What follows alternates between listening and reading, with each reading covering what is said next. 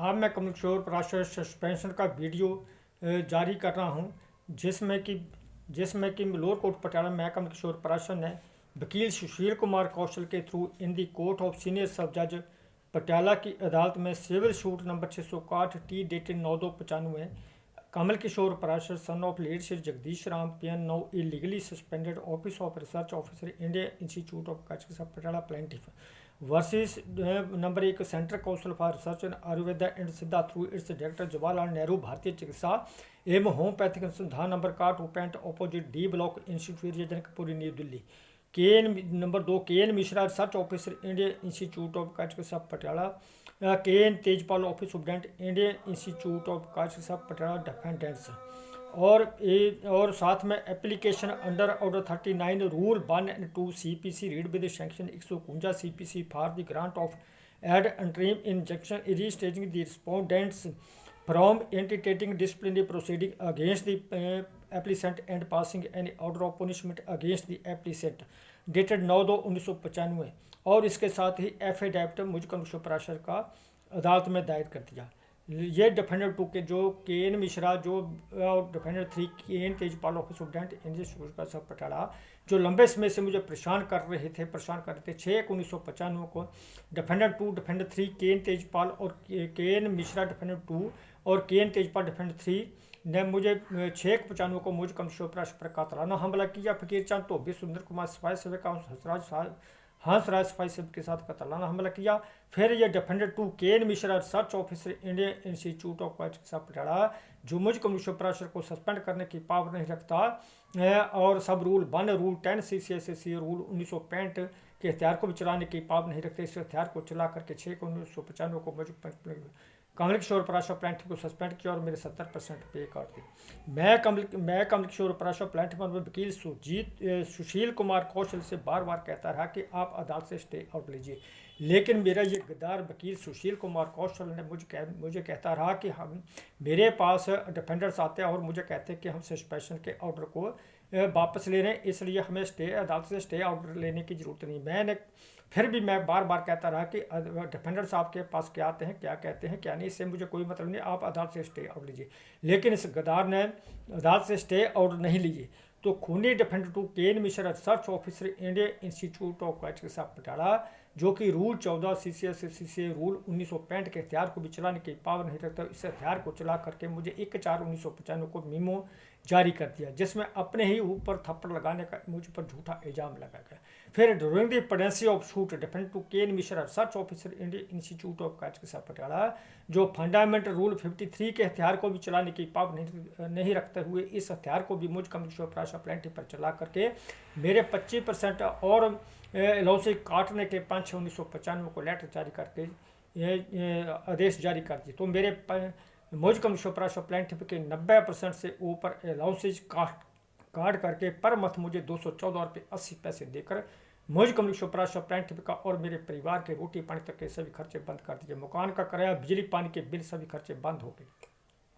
मेरे बच्चों की इंग्लिश स्कूल की पढ़ाई में हो रहे खर्चों में जब से रुकावटें पैदा करके मेरे बच्चों की लाइफ तक बर्बाद कर दी और मुझ कमल किशोर पराशर प्लेंटिफ द्वारा चलाए गए मुकदमों में हो रहे खर्चों में जल्द से रुकावटें पैदा करके मुझे मेरे परिवार को जबरदस्त शारीरिक और मानसिक मेंटल हरासमेंट करते हुए हमारी मानहानि करते हुए हमें बर्बाद और कत्लेआम कर दिया गया। तो मैं कमल किशोर पराशर ने अपने वकील सुशील कुमार कौशल से कहा कि अदालत से एज पर रूल 75% मुझे अलाउंस दिलाए जाएँ।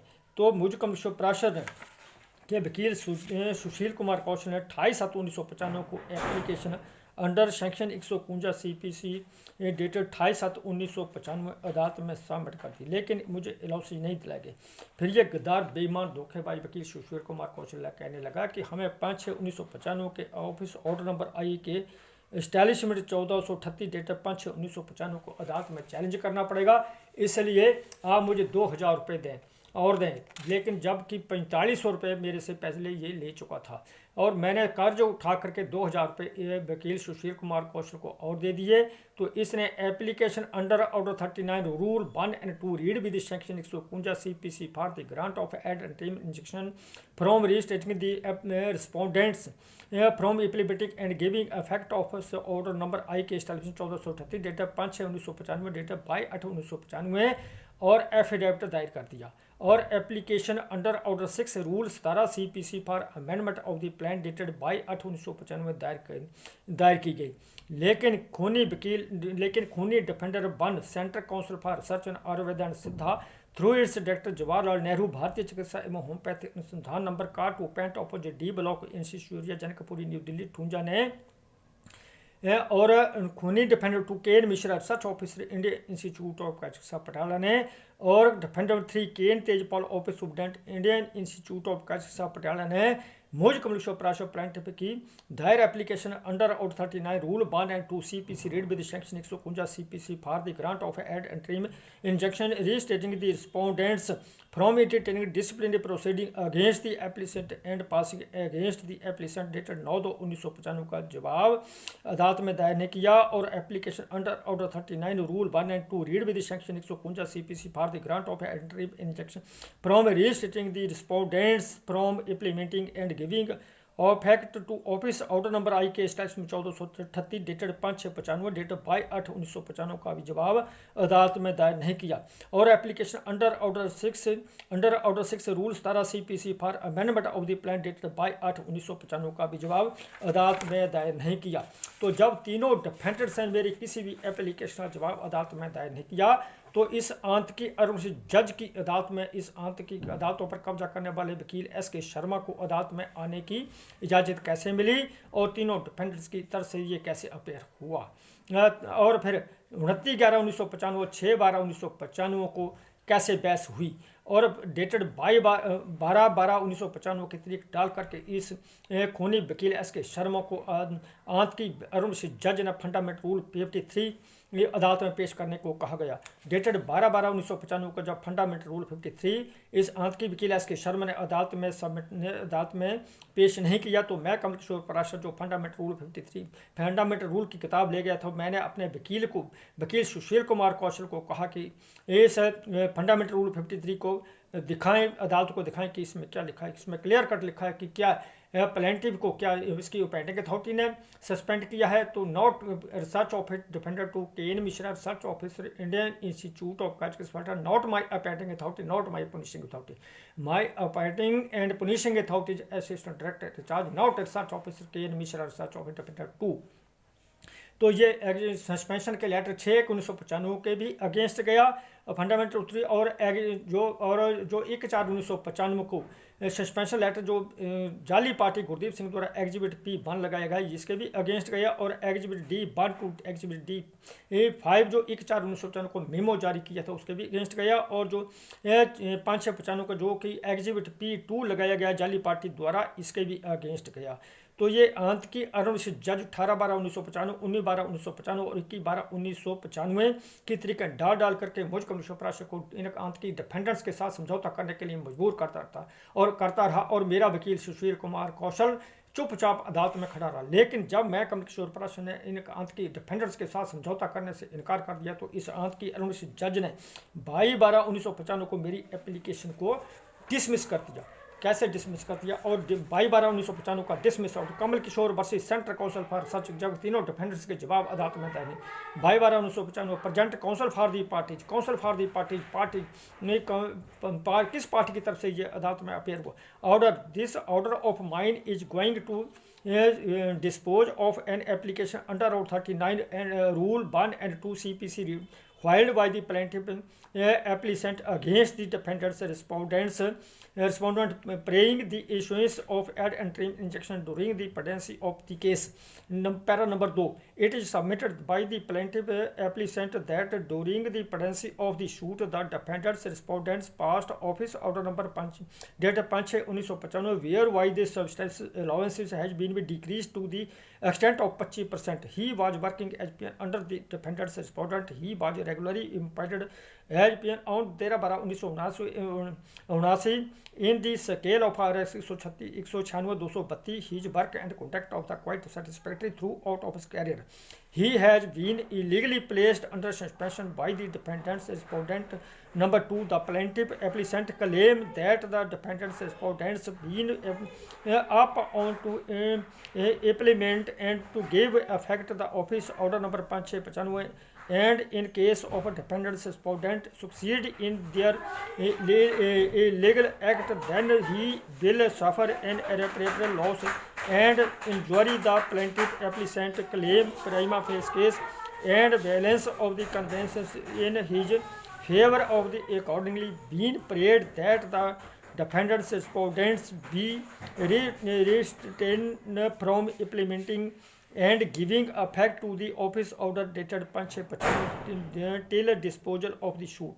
Para number 3, application has been be contested in the written reply filed by the defendant's respondents. किस defendants ने रिप्लाई किसी भी एप्लीकेशन का रिप्लाई नहीं दिया, तो ये खुद ही अरुण जज डिफेंडर्स, खुद ही पार्टी और खुद ही वकील और खुद ही जज responsible. It is submitted that the work and conduct of the plaintiff applicant has been quite unsatisfactory. Plaintiff applicant has been was illegally suspended, but was legally suspended under the rules. Legal and valid order dated 5/95 has passed as the plaintiff applicant did not reply to the charge sheet and suspension allowance was right decreased to 25%. Further submitted that there is no prima facie case and valence of the conveyance in the favor of the plaintiff applicant. It has been accordingly been prayed that the stay application dismissed. Part number 4.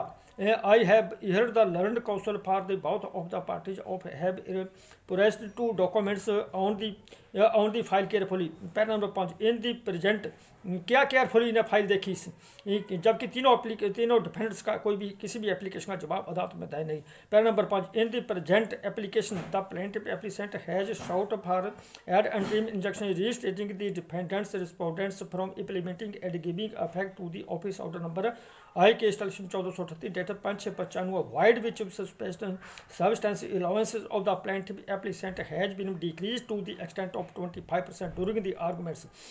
It was contacted the behalf of the defendant's respondents that the suit where the present application seeking an interim relief or injunction has been made. The plaintiff applicant has not been challenged the order dated 5/1995. Rather, in the main suit only order which has been challenged by the plaintiff applicant is order dated 6/1995 passed by the defendant's respondent number 2, void which he was suspended. Hence, an interim injunction relief cannot be given to the plaintiff applicant since the application is not maintainable as the order dated 5/95 has not been challenged, as it was a separate order having no relation with the order under challenged in the suit. I find myself in full agreement with the connection of the defendant's respondent as the order in which the plaintiff applicant seeking an interim relief is not under challenge in the main suit. For seeking interim relief, plaintiff applicant should have first got his plaintiff amendment of the filed by new suit in order of challenge. In challenge the order dated 5/95 where in the seeks and in injunction hence without going into the merit of the application same is declined is not being maintainable in the present suit. However, this order would not be against his moving the application for an interim relief again after getting his plaint amended on merit.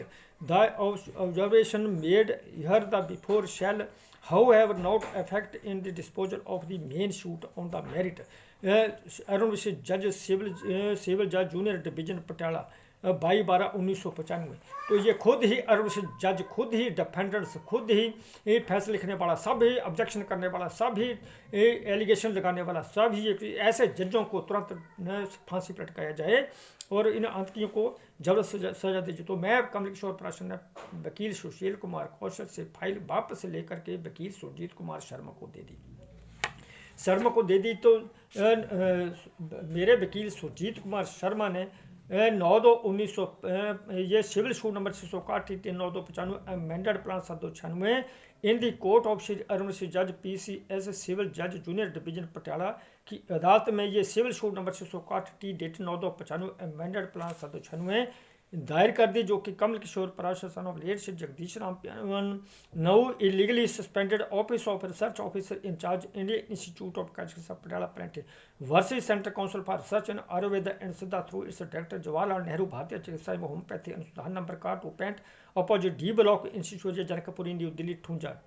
Number 2 KN Mishra research officer Indian institute of number 3 KN Tejpal office student Indian institute of Patiala defendants दायर कर दी। तो जब दायर कर दी तो 26/2/1996 को वकील SK Sharma को फिर अदालत में आने की बहस करने की इजाज़त कैसे मिली कि जबकि डिफेंडर 1, डिफेंडर 2, डिफेंडर 3 ने मुझ कमल किशोर प्रशासन प्लांट की application under out 6 rule 17 CP for amendment of the plan dated 22/8/1995 का भी जवाब अदालत में दायर नहीं किया। तो ये आपकी वकील SK शर्मा किस पार्टी की तरफ से अदालत में आया और अदालत द्वारा इसको कैसे परमिशन मिली और फिर खूनी जज विशिष्ट जज द्वारा नीचे लिखा गया 26/2/1996 का order in the court of Shri Arun Shri जज PCS सिविल जज junior division Patiala suit number 661/395 और 10/2/1995 date of order 26/2/1996 Kamal Kishore versus central council. जबकि डिफेंडर सेंट्रल काउंसिल का जवाब अदालत में दायर नहीं है। Defender 2 KN Mishra research officer का जवाब अदालत में, defender 3 KN Tejpal office student का जवाब अदालत में दायर नहीं है। Present council for the parties order I number 1 my this order shell dispose of application under order 6 rule 17 CPC for the amendment of the plan by the applicant plaintiff is it has been submitted there that during the pendency of the suit defendants respondent have passed an office order number dated 5/6/1995 void which the substance of allowances of applicant has been decreased to the extent of 25% and the such it becomes necessary in for the plaintiff applicant to challenge the said order also and the present amendment is prayed for. Para number 2 in reply the passing of the said order has been admitted but at the same time it was submitted that it gives a different cause of action because the earlier suit was regarding suspension order passed wherein has been challenged plaintiff applicant has not find his suit to get the substance allowances and he can challenge the order dated 5/6/95 by way of different suit. Paragraph number 3 I have heard the parties on the matter and have examined the file carefully. क्या file carefully देखा कि जबकि तीनों defenders ने मेरी किसी भी application का जवाब अदालत में दायर नहीं किया। Para number 4 it is admitted that the order dated 5/6/95 for which is the amendment has been be sought for has been passed during the pendency of the suit obviously the order dated 5/6/95 has been passed in sequence of the imposed order which has been challenged in the present suit. Hence in the interest of justice and to avoid the multiplicity of the litigation I am of opinion that there would be no harm done to other party if the amendment sought for allowed. Besides, the amendment sought for a not going to change the nature of the suit as well. Accordingly, the application is allowed subject to RS 100 of cost Arun जज civil जज junior division Patiala 26/2/1996। तो इस आंत की अरुण जज ने जब तीनों डिफेंडेंट्स की किसी भी एप्लीकेशन का जवाब अदालत में दायर नहीं किया तो इसने ये 100 रुपये कॉस्ट मुझ पर कैसे डाली गई और उसी समय ये कॉस्ट इस आंत की वकील SK शर्मा को दिलाई गई। लेकिन defender 1 central council for research in Ayurveda and Siddha through its director Jawaharlal Nehru भारतीय Chikitsa Evam homeopathic Anusandhan number 65 opposite D block institute area Janakpuri New Delhi ठूंजा ने मुझ कमिश्नर ठूंजा ने और defender 2 cane Mishra research officer Indian institute of Patiala ने और defender 3 K N Tejpal office of Indian institute of Patiala ने मुझ कमिश्नर प्राशर की दायर civil suit number 661 T dated 9/2/1995 और अमेंडमेंट ऑफ द प्लेंट 7/2/1996 का भी जवाब दावा तक इन तीनों डिफेंडेंट्स ने अदालत में दायर नहीं किया। तो इस आंत की अरुण जज की अदालत में मुझ कमिश्नर प्राशर की प्लेंटिफ की दायर civil suit number 9/2/95 amended plan 7/2/96 कैसे चलती रही और फिर 10/5/1996 को इस आंत की अरुण जज की अदालत में इस आंत की वकील SK शर्मा और आंत की वकील RK शर्मा जिन्होंने अदालत पर कब्जा किया हुआ ने उस मायाराम उनियाल को फेक पार्टी बना करके फेक 10/5/1996 को fake written statement of behalf of the defendants to the amended suit submit by Mayaram for himself and behalf of the defendant number 1 की अदालत में कैसे दायर हुई। ये मायाराम उनियाल जिसे central council for research in Ayurveda and Siddha through its director Jawaharlal Nehru भारतीय Chikitsa Evam homeopathic Anusandhan number 65 opposite D block institute या जानकपुरी न्यू दिल्ली से दिल्ली ठूंजा से असिस्टेंट डायरेक्टर बना करके पटियाला में असिस्टेंट डायरेक्टर की और डायरेक्टर की दोनों पोस्टें खाली पड़ी हुई थी। तो डायरेक्टर की पोस्ट पर इसको पटियाला में ज्वाइन कराया गया और इस आंत की मायाराम ने 3/11/1995 को लेटर जारी करके defender number 2 cane Mishra research officer Indian institute of चिकित्सा पटियाला का जारी मीमो 1/4/1995 का जारी मीमो ये लिखते हुए वापस ले लिया कि नंबर I के establishment PF 2796 dated 3/11/1995 the charge sheet served upon you vide this office memorandum number I के establishment PF 1013 dated 4/1995 is hereby withdrawn as it was not served by the capital authority. जब memo 1/4/1995 का memo वापस ले लिया तो suspension letter 6/1995 भी खत्म हो जाता है और 5/6/95 का लेटर भी जो एग्जिबिट जाली पार्टी द्वारा 3/5/1995 को एग्जिबिट P2 लगाया है वो भी खत्म हो जाता है। सस्पेंशन लेटर जो 6/1995 को जो एग्जिबिट P लगाया गया है वो भी खत्म हो जाता है और 5/6/1995 का एग्जिबिट P2 लेटर भी खत्म हो जाता है। तो मुझ कमिश्नर प्राशर की दायर सस्पेंशन मुझ कमिश्नर की suspension Indian institute of Patiala में कैसे चलती रही और अदालत में मेरी ये सिविल सूट कैसे चलती रही।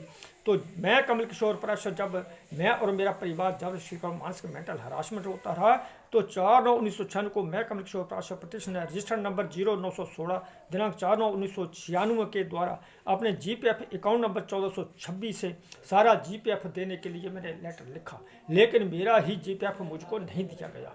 तो जब मैं कमल किशोर प्राशर और मेरा परिवार जब से मानसिक मेंटल हरासमेंट होता रहा, जब से मानहानि होती रही, तो मैं कमल किशोर प्राशर ने 9/9/1996 को इस आंत की अरुण जज पटियाला की जबरदस्त criminal complaint district and session जज के गर्ग के नाम इनके कार्यालय में 4 नंबर 1-2 नंबर पर रिसीव कराई गई। लेकिन 1 महीने तक जब मुझ कमिश्नर प्राशर को कोई रिस्पॉन्स नहीं मिला तो 10/10/1996 को by name district and session जज के गर्ग को रजिस्टर्ड कंप्लेंट भेजी गई।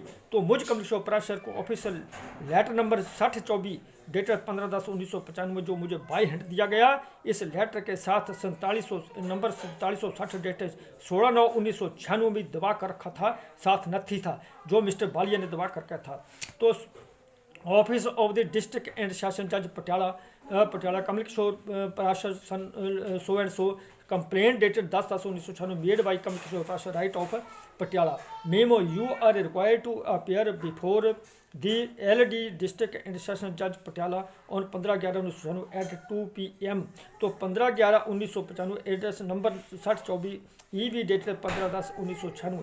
तो इस लेटर के मुताबिक मैं कमल किशोर प्राशर महकमा किशोर पर 15/10/1996 को ठीक 2 बजे डिस्ट्रिक्ट एंड सेशन जज के गर्ग जी से मिला और इस खूनी और उस जज के काले नामों पूरे काले नामों का पर्दाफाश करते हुए अदालतों में कानून की टूटती धज्जियों को को दिखाते हुए डॉक्यूमेंट्री प्रूफ से दिखाते हुए कहा कि जब तीनों डिफेंडर्स ने मेरी किसी भी एप्लीकेशन का जवाब अदालत में दायर नहीं किया और मेरी civil suit number 661 T dated 9/2/1995 amended प्राण 796 का भी जवाब अदालत में दायर नहीं किया, तो मुझ कम्युनिस्ट परिषद की सिविल शूट इस जज की अदालत में कैसे चलती रही। और फिर 10/5/1996 को वो वकील S.K. शर्मा वकील R.K. शर्मा ने उस मायाराम उनियाल को जाली पार्टी बनाया, जिसे कि असिस्टेंट डायरेक्टर से सेंट्रल काउंसिल न्यू दिल्ली से असिस्टेंट डायरेक्टर से डायरेक्टर बना करके पटियाला में खाली पड़ी असिस्टेंट डायरेक्टर और डायरेक्टर की पोस्ट पर ज्वाइन कराने के बाद 3/11/1995 को उसने defender two KN Mishra research officer Indian institute of Patiala जारी मेमो 1/4/1995 को ये लिखते हुए वापस ले लिया कि not served by the competent authority, तो suspension letter 6/1995 not issued by the competent authority, तो और 5/95 को लेटर जो कि एग्जीक्यूटिव पी लगाया गया है उसमें जो 5/95 का जिसमें 25% और मेरे अलाउंस काटने के आदेश जारी करके मुझे 90% से ऊपर अलाउंस काट करके मुझे पर मंथ 214 रुपये 80 पैसे दिए गए, वो भी दे करके मुझे और मेरे परिवार को बर्बाद और कत्लेआम करवाया गया। तो वो भी लेटर ख़त्म हो जाता है और फिर 10/5/1996 को यही मायाराम उनियाल वकील S.K. शर्मा और वकील R.K. शर्मा के थ्रू फेक पार्टी बन करके fake written statement on behalf of the defendants to the amended suit submit by Mayaram Uniyal for himself and on behalf of the defender one कैसे अदालत में ये अरुण जज की अदालत में ये दायर हो गई।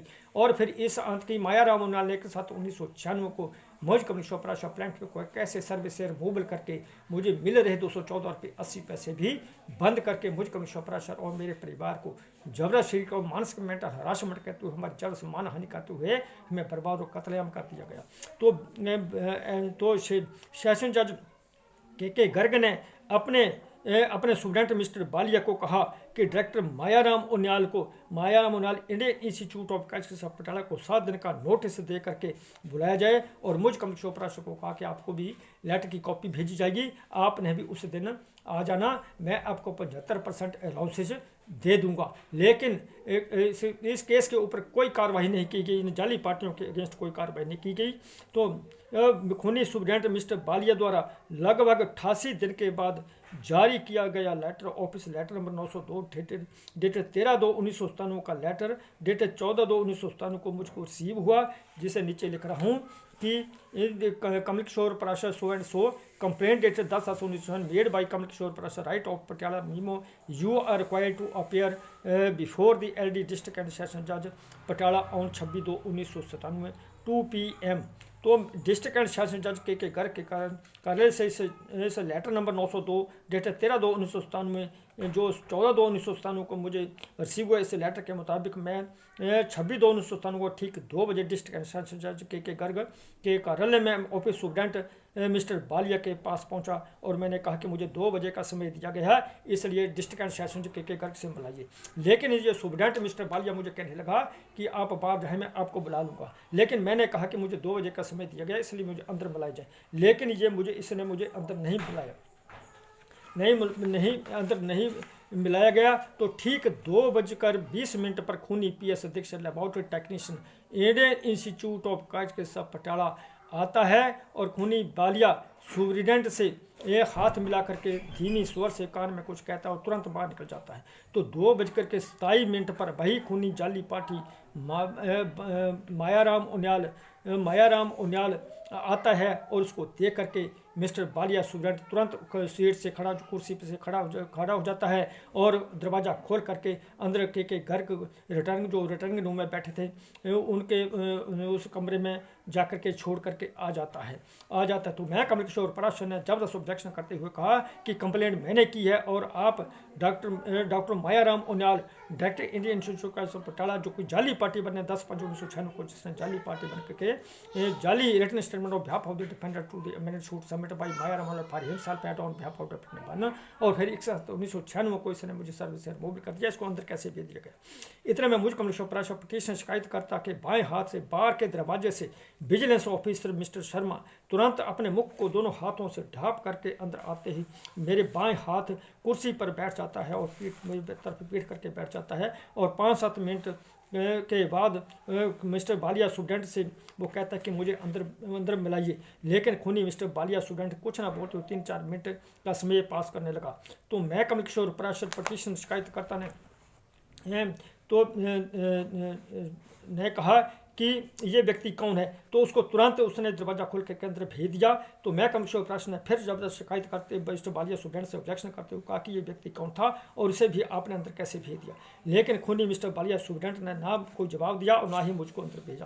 तो मैं कमलेश्वर पराशर पिटीशन शिकायतकर्ता ने स्वयं दरवाजा खोला और दरवाजे के अंदर खूनी doctor Maya Ram director Indian institute of Patiala के जिसे बुलाया गया था दरवाजे की तरफ पीठ करके तथा उनके आगे मेज तथा सामने दूसरी तरफ डिस्ट्रिक्ट एंड सेशंस के गर्ग पटियाला बैठे थे और उनके साथ बातें कर रहे थे। तो दरवाजे के सामने पास एक सोफे पर 2 लेडीज बैठी थी, वो आपस में बातें करें तो हो सकता है वो जज हों।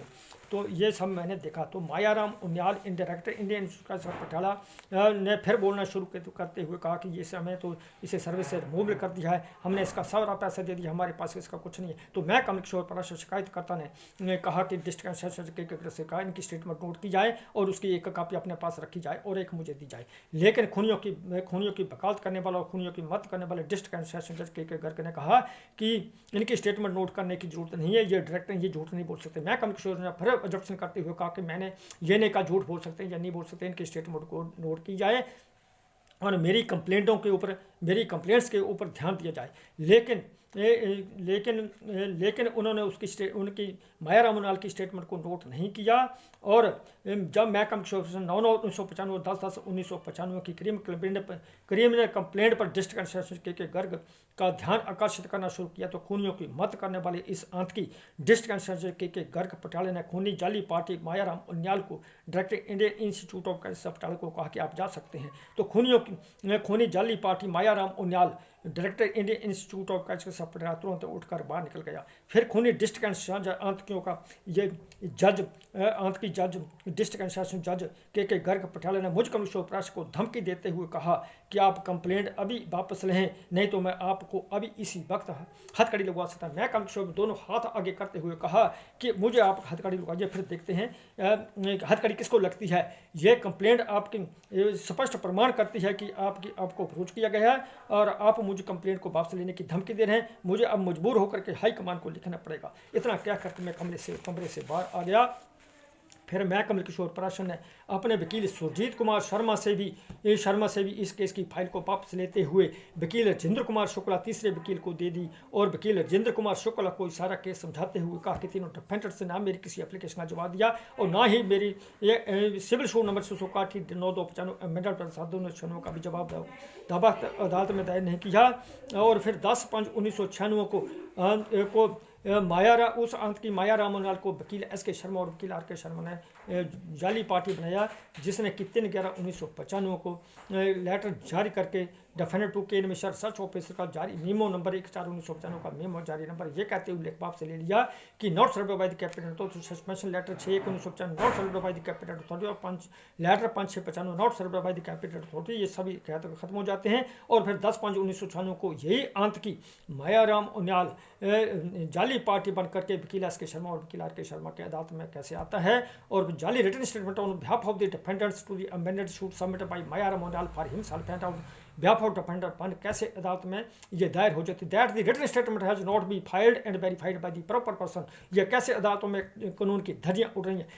और इसके साथ मैंने कहा कि Indian institute of cancer Patiala तीसरी मंजिल के ऊपर लाइब्रेरी से पिछला कमरा बाएं हाथ जो रिकॉर्ड रूम है उसको शीघ्र सील करवाया जाए ताकि 15 साल पुरानी अस्थमा के रोगियों की 39 फाइलें सुरक्षित रहें, लेकिन मेरा ये गद्दार भी बेईमान वकील राजेंद्र कुमार शुक्ला मुझको धोखा देता चला गया। और फिर 3/5/1997 को फिर कानून की धज्जियां उड़ती हुई गुरदीप सिंह ऑफ स्टूडेंट, जिसे सेंट्रल काउंसिल न्यू दिल्ली से पटियाला भेजा गया, पटियाला भेज करके पटियाला ट्रांसफ़र किया गया और 3/5/1997 को आंत की वकील S.K. शर्मा के थ्रू ये अरुण आंत की अदालत के आंत की अरुण जज की आंत की अदालत के विटनेस बॉक्स में कैसे आया और कैसे इसने झूठे बयान दिए, जबकि तीनों डिफेंडर्स के जवाब अदालत में तय नहीं। तो मैं कमिश्नर सुपरवाइजर ने ऑब्जेक्शन करते हुए कहा कि इससे पूछा जाए कि ये किस डिफेंडर्स की तरफ से ये अदालत में तैयार हुआ, लेकिन उसके ऊपर कोई ध्यान नहीं दिया। और इस आंत की मेरे वकील 3/5/1997 के मेरे वकील राजेंद्र कुमार शुक्ला ने इस 3/5/1997 के बयान को 7/8/1997 और 3/8/1997 को क्रॉस करा दिया। तो 3/5/1997 का बयान DW1 Gurdeep Singh of student Indian institute of Patiala on S A I have brought the original record. The plaintiff was suspended void as Exhibit P1. The plaintiff was issued charge sheet. I have brought the original charge sheet, a copy of which Exhibit D1, statement of allegation, article of charge, copy of which is Exhibit 2, objected to on the made of proof. I identify the signature of the K.N. Mishra, who has signed is Exhibit D1 and annexed 1 to 4 are the part of the Exhibit D1. Statement of misconduct, copy of which Exhibit D3, objected to. Copy of the list of witnesses is Exhibit D4, objected to, along with the complaint of the Dr. K.N. Mishra, and the list of documents is D1, objected to. Exhibit D2 to Exhibit D5 are part of the Exhibit D1. The charge sheet was sent through Shri Hukum Chand, attendant, but Kamal Kishore did not meet him. Copy of this report, Exhibit D6, on which I identify his signature, objected to. This report was directed by the receipt number 75 dated 5/4/1995, which was forwarded by report Exhibit D7 by Manju Sharma, whose signature I identify his was forwarded research office in charge. It was sent to registered post on 5/4/1995. The photocopy of the same is mark A and the postal receipt number mark B. Thus charge sheet was never received.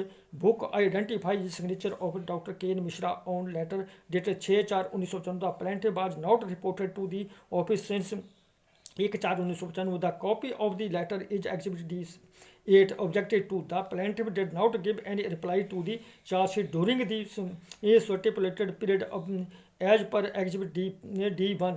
Since the did not give the reply, therefore the substance allowance was decreased as per Exhibit P2. There was, after the inquiry officer Dr. K.C. Aditya was appointed as inquiry officer. He was assistant director at Mandi, and he was not at all under the Dr. K.N. Mishra. He submitted his inquiry report. Plaintiff did not join the inquiry proceeding despite repeated reminders to him and his inquiry report by sent to plaintiff, जो कि 88 दिन के बाद जबकि मैं appear हुआ और इससे मैंने 3/11/1995 का लेटर मांगा और मुझे जो चार्ज शीट इशू की गई है उसे मैंने देखने को कहा गया, लेकिन खाली हाथ बैठा ये आंत की K.C. Aditya laboratory technician PS Dikshit के साथ बैठा। जब मैंने कहा कि ये PS दीक्षित लेबोरेटरी टेक्नीशियन यहाँ पर क्या बैठा क्या कर रहा है, और जो मैंने आपको लेटर लिखे तथा लोकल ऑफिस को इस ऑफिस को लेटर लिखे थे, सेंट्रल काउंसिल ऑफिस से लेटर लिखे, क्या वो आपको मिले, इनसे पूछा जाए बीच, लेकिन खाली हाथ बैठा वो इंक्वायरी ऑफिसर, मुझे कुछ नहीं दिखाया गया। और मैंने जो मुझे चार्ज शीट दी उसमें वही Exhibit D 1/4/1995 का मेमोरेंडम जो कि डिफेंडेंट टू द्वारा जारी हुआ था उसे साथ लगा करके उसे मुझे इंक्वायरी रिपोर्ट भेज दी, जिसका मैंने head office new Delhi central council New Delhi को जवाब दे रखा, जिसे 88 दिन के बाद फाइल से निकाल करके मुझे वापस भेज दिया। विच did not give reply, he was dismissed from service subject to approval of the Central Council. Dr. K.N. Mishra was competent to charge sheeted the plaintiff. Defendant deferred the request of the LD Council for the defendant as the witness as not brought contain original documents. Arun जज 3/5/1997, गुरदीप सिंह 3/5/1997। जज देखो कितने अपने ही बयानों के अंदर फंस गए।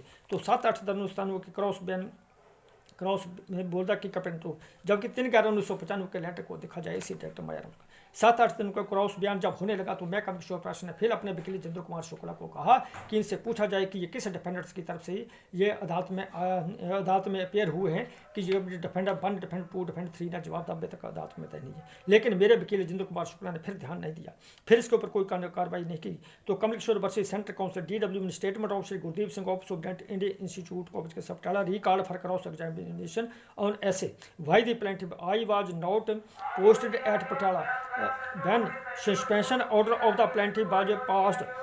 I have no personal involvement in his case.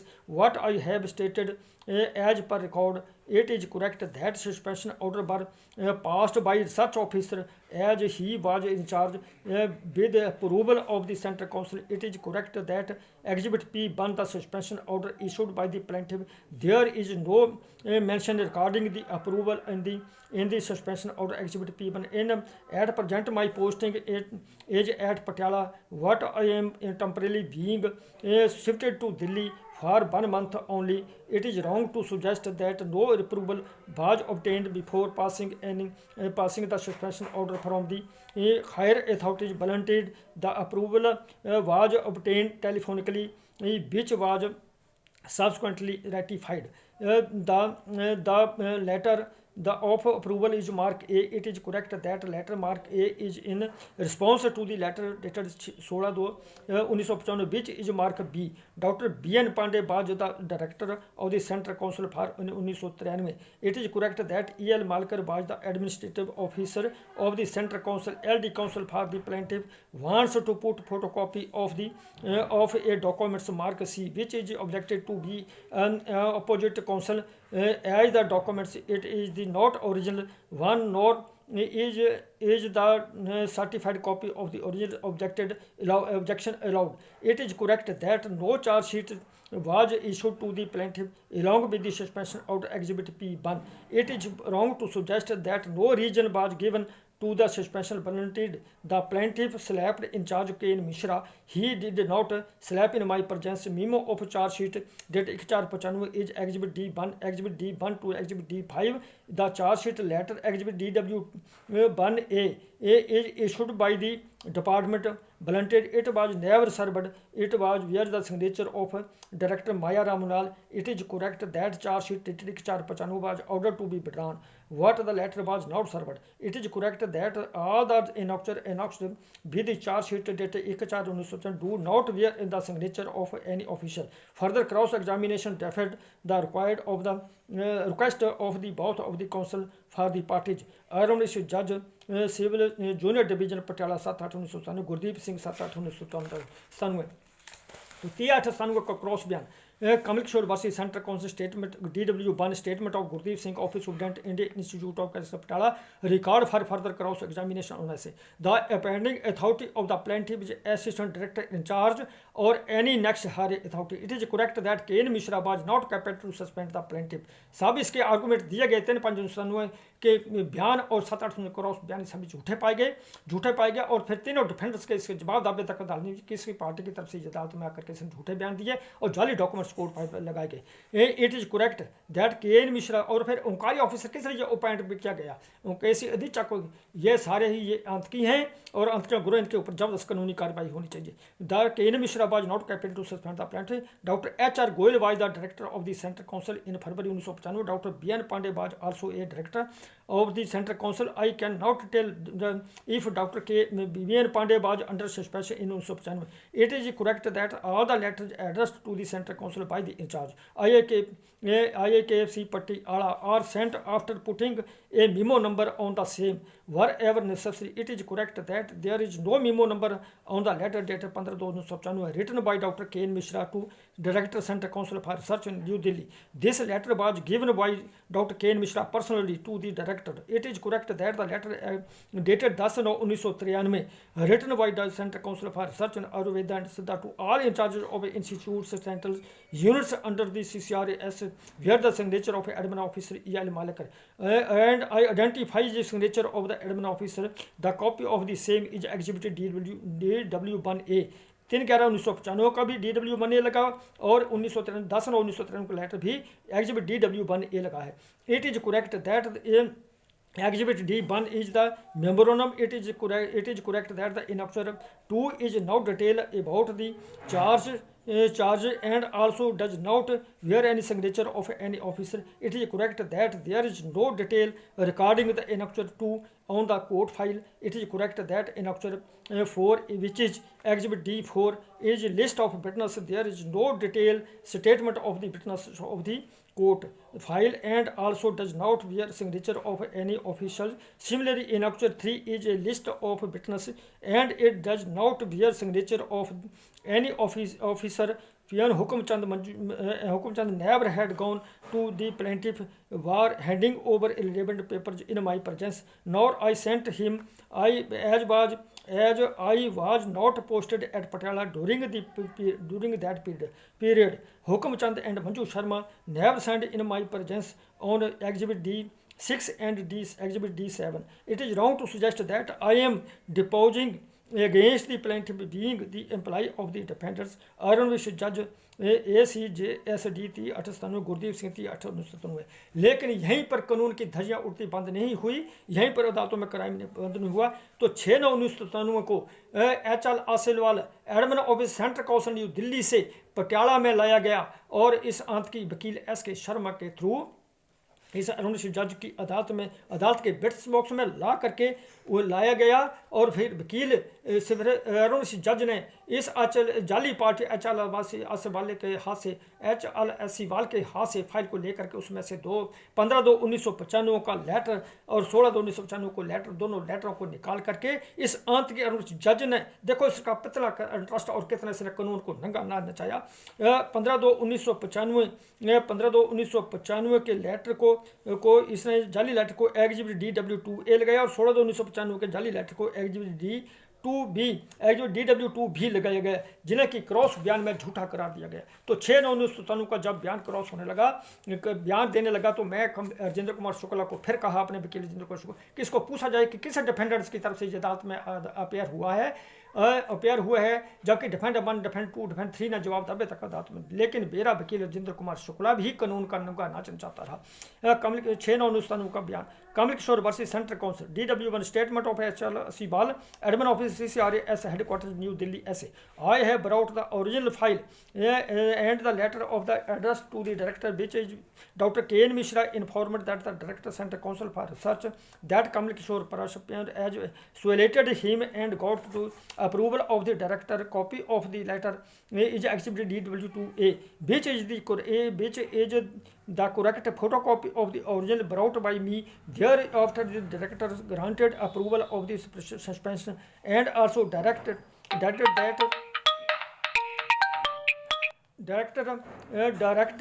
Kamil Kishore is charge sheeted under Rule 14 CCSFCCA Rule 19 rules. Copy of the letter is exhibited DW2B and also approved the suspension exhibit DW2B is signed by L. Bichir, Deputy Director, Admin Office, whose signature I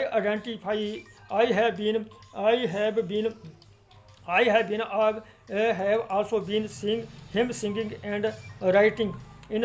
I am at Delhi in the Central Council for since 1970. Earlier, I was working on the post of assistant officer superintendent, and now presently I am working as admin officer. I have been working admin officer 1995. Distance of my office and the office of the deputy director is about 6 to 8 rooms away. But is on the same floor. I almost go daily to the office of the deputy director since he is my boss. Deputy director does not always sign all the official correspondence or a letter is my presence only. He thought I meet the deputy director almost daily, but all the official acts which take place in a day are not discussed between us except the papers pertains to me or when I am called these papers which have been exhibited by me in my statement pertain to me as well as my deputy director are having telephonically, that is intercom facilities, in the respective individual rooms. I was not informed by director regarding telephonic approval since I was not present that day on duty. I was not informed about telephonically approval obtained by Dr. K. N. Mishra from the director. It is incorrect to suggest that the latter copy of which has been exhibited DW2B is not the original brought by me today in the court. Blunted, it is the office copy of which signatures of the concerned officer are in original form. It is correct that the letter exhibit DW2B has been received by hand by Dr. K. N. Mishra again sent. It was not received by hand by Dr. K. N. Mishra. I have brought the original file from my Delhi office and not from Patiala office. All the documents contained in the file brought by me today in the court pertain to the case of the plaintiff. I cannot show all the other documents which I am holding today in the court except those which have been exhibited and which have been relied upon by us.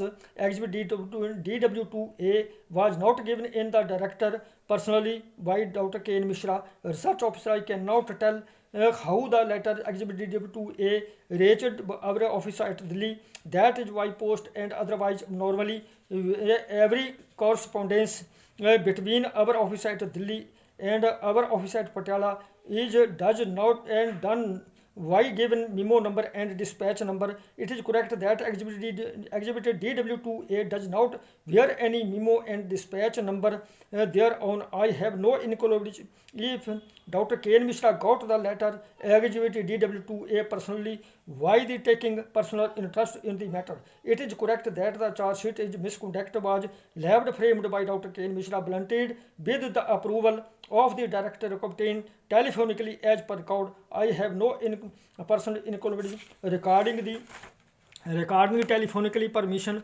It is correct that the suspension was also issued by Dr. K. N. Mishra himself and blunted after obtaining telephonically approval. A letter take 5 to 6 days in the reaching Delhi from Patiala in the ordinary post. Normally, it is correct that the letter exhibit DW2A is dated 15/2/1995 and the written and signed on 15/2/1995. Mr. Mehta is the assistant whose name has been written over exhibit DW2A. It is correct that admin officer was signed in exhibit DW2A and has also his signature there under on 15/2/1995. That the letter exhibit DW2B written to Dr. K. N. Mishra is dated 16/1995. I have no inquiry through which moved the letters exhibit DW2B reached Dr. K. N. Mishra. It is incorrect to suggest that the no telephonically approval was sought by Dr. K. N. Mishra before passing the suspension order dated 6/1995. It is incorrect to suggest that Dr. K. N. Mishra went to Delhi himself and got this letters exhibit DW2B prepared without taking personal interest in the matter. It is correct that the signatures of the exhibit DW2B by deputy director were not put in my presence. It is incorrect to suggest that suspension order was withdrawn against the plaintiff. Again said, I have no inquiry about it.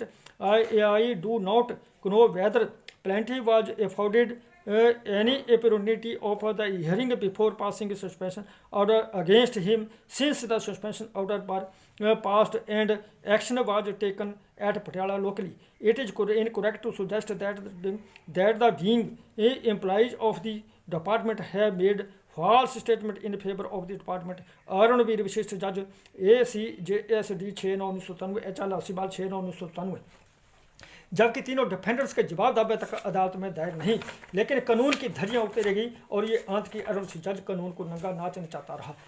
Not only this copy of जज 22/12/1997 के फैसला degree में इस आंत के अरुण जज ने, जो कि in the court of Shri Arun Singh जज PCSC एडिशनल सिविल जज junior senior division Patiala, civil suit number 661 T dated 10/2/1995 decided on 22/12/1997।